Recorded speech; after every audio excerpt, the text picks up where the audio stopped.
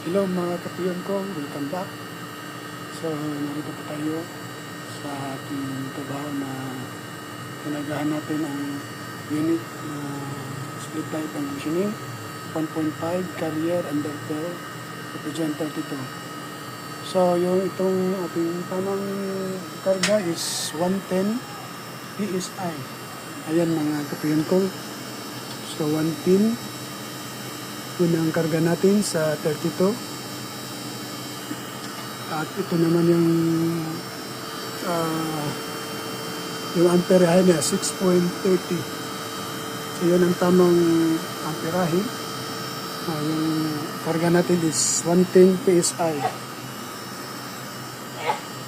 at ito malamig na ang yung suction at saka yung tawag nito yung discharge, pero itong papunta ito sa sa evaporator. There's a first coil, kaya lalamig talaga dito. Baka yung iba mag-confuse, magtaka bakit lumamig dito yung tawag natin. This is the outlet of the condenser papunta ang evaporator, kaya ang iba nagtaka, confuse. Yun talaga ang niya, first coil pa doon papunta sa evaporator, lalamig talaga yan. So huwag tayong may baguhan dyan mga technician. Talagang mag-ano talaga yan, mag-ayos yan. Hindi mag-ayos, mag-sweeting. So nakita nyo, ayan mga kapiyon ko. Ayan. So sweeting silang dalawa.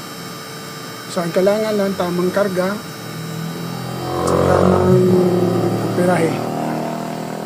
So yun lang mga kapiyon ko. Sana may natutunan tayo sa ating video ito. Kung may comments kayo,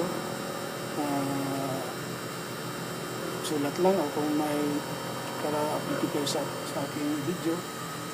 So maraming salamat sa inyong panonood. God bless.